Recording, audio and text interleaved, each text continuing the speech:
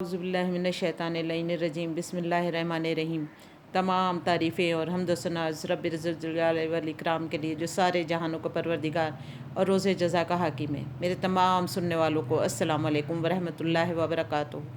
جیسے کہ آپ کو پتہ ہے کہ آج کی تاریخ انتہائی رنج و غم کی، آج بی بی زینب سلام اللہ علیہا کی شہادت کی تاریخ ہے۔ ہم سب امام زمانہ کو تسلیت و تعزیت پیش کرتے ہیں اور بی بی کے متعلق کچھ جاننے کی کوشش کرتے ہیں۔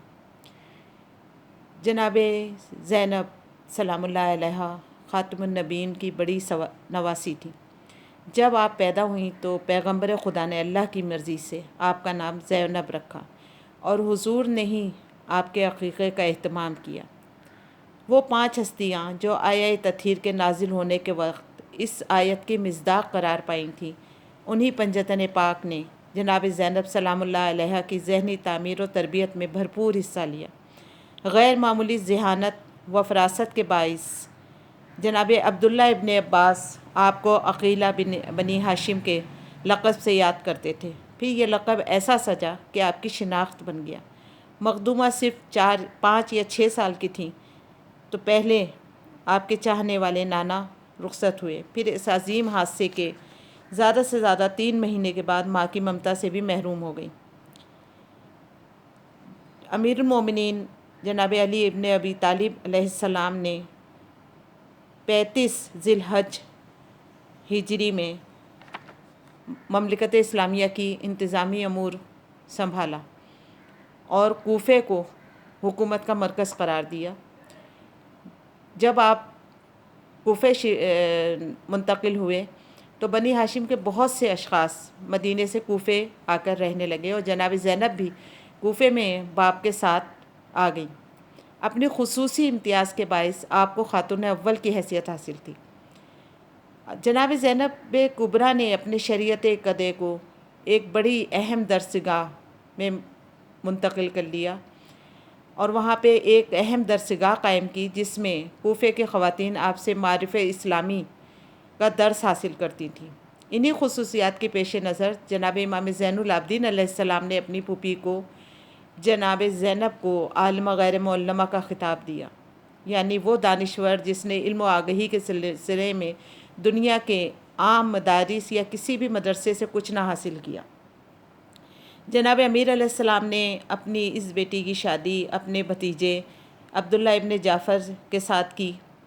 آپ بھی بہت ہر دل عزیز اور دریائے سخاوت کہلاتے تھے۔ 21 رمضان 40 ہجری میں مولائے متقیان نے جام شہادت نوش فرمایا اور اس کے بعد سے میری بیوی کو ناقابل برداشت مصائب کا سامنا کرنا پڑا۔ یہیں سے جناب زینب کی آزمائشوں کا سلسلہ شروع ہوا اور باپ کی شہادت کے بعد 50 ہجری میں بڑے بھائی امام حسن کا وہ عالم دیکھا کہ جس کے تصور سے کلیجہ پھٹتا ہے، اور اس کے بعد 61 ہجری میں دشت نینوا، اور جب عاشورہ کا دن نمودار ہوا تو آپ شریکۃ الحسین بن گئیں۔ اور شام غریبہ یہ وہ ٹائم تھا جو بی بی ہی کا حصہ تھا۔ آپ نے تمام منازل اعلام سے گزر کر آگے بڑھ گئیں، لیکن اس قلب مطمئن، اس عزم راسخ اور جذبہ ایثار کے ساتھ۔ اتنا زیادہ بی بی کے خدموں نے کوفہ اور شام کو فتح کیا۔ جب آپ پہلی دفعہ ابن زیاد کے دربار میں پہنچی ہیں، پہلے آپ نے کوفے میں خطبہ دیا، لوگ کو پتہ نہیں تھا، لوگ رونے لگے کہ یہ کون ہے قیدی۔ اس کے بعد جب آپ ابن زیاد کے دربار میں آئی ہیں اور آپ نے جب خطبہ دیا ہے تو ابن زیاد بالکل اس کو خاموشی لگ گئی، ورنہ وہ اس طرح کے جملے بول رہا تھا کہ دیکھا اللہ نے تمہارے کنبے کے ساتھ کیا کیا، تمہارے بھائی کا کیسا حشر توڑا۔ لیکن میری بیوی نے کہا ما رأیت الا خیر، یعنی میں نے خیر کے ہمیشہ اچھائی دیکھی ہے۔ اور انہوں نے کہا کہ مرجانہ کے جائے تیری ماں کی کوکھ اجڑے، وہ تیرا سوگ منائے۔ دار محشر میں جس دن انصاف ہوگا اس دن تجھے پتہ چلے گا کہ کون جیتا ہے اور کون ہارا ہے۔ ابن زیاد کے دربار میں خاموشی مچ گئی اور گھر گھر بغاوت کے پرچم لہرانے لگے، اور اتنا زیادہ انقلابی ماحول پیدا ہو گیا۔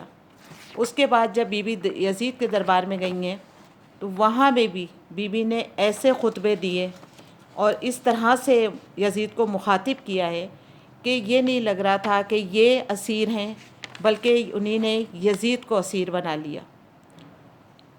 ایسا لگتا تھا جیسے آگ برس رہی ہو، زلزلہ آ گیا ہو، اور جو لوگ رسول کا نواسے کا کلمہ پڑھنے والے تھے وہ تو اپنی جگہ اپنے حواس کھو بیٹھے تھے اور رو رہے تھے، لیکن مملکت روم کے سفیر نے، جو نہ مسلمان تھا نہ عرب تھا، اس نے ان سب باتوں کو سن کر اتنا شدید احتجاج کیا کہ یزید نے اسے اسی وقت قتل کرا دیا۔